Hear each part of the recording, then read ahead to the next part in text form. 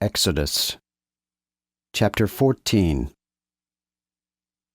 Then the Lord spake unto Moses, saying, Speak to the children of Israel, that they return and camp before Pihahiroth, between Migdol and the sea, over against Baal-zephon. About it shall ye camp by the sea. For Pharaoh will say of the children of Israel, They are tangled in the land, the wilderness hath shut them in. And I will harden Pharaoh's heart, that he shall follow after you. So I will get me honor upon Pharaoh, and upon all his host. The Egyptians also shall know that I am the Lord. And they did so. Then it was told the king of Egypt that the people fled, and the heart of Pharaoh and of his servants was turned against the people. And they said, Why have we this done, and have let Israel go out of our service?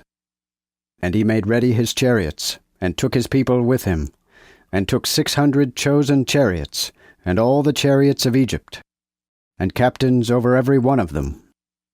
For the Lord had hardened the heart of Pharaoh king of Egypt, and he followed after the children of Israel.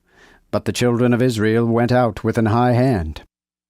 And the Egyptians pursued after them, and all the horses and chariots of Pharaoh, and his horsemen, and his host, overtook them, camping by the sea, beside Pihahiroth, before Baal-zephon.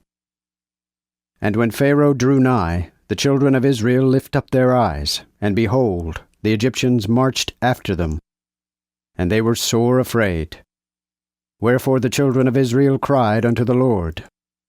And they said unto Moses, Hast thou brought us to die in the wilderness, because there were no graves in Egypt? Wherefore hast thou served us thus to carry us out of Egypt? Did not we tell thee this thing in Egypt, saying, Let us be in rest, that we may serve the Egyptians?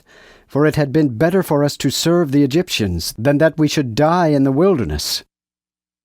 Then Moses said to the people, Fear ye not, stand still, and behold, the salvation of the Lord, which he will show to you this day.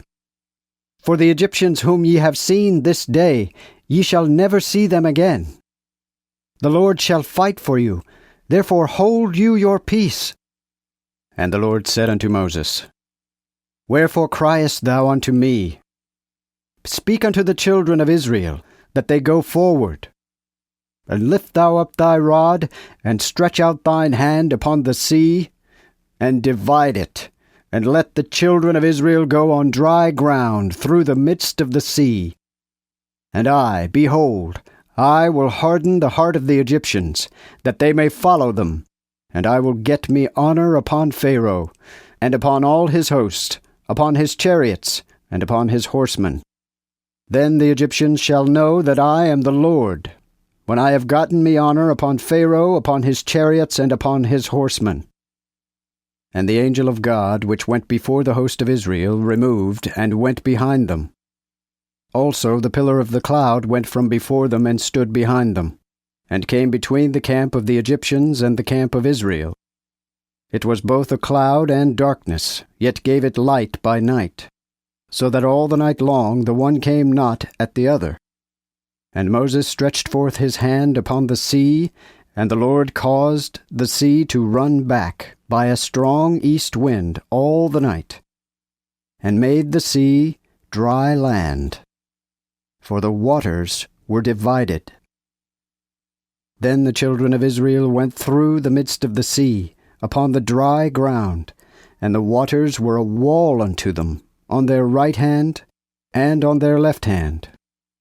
And the Egyptians pursued, and went after them to the midst of the sea, even all Pharaoh's horses, his chariots, and his horsemen.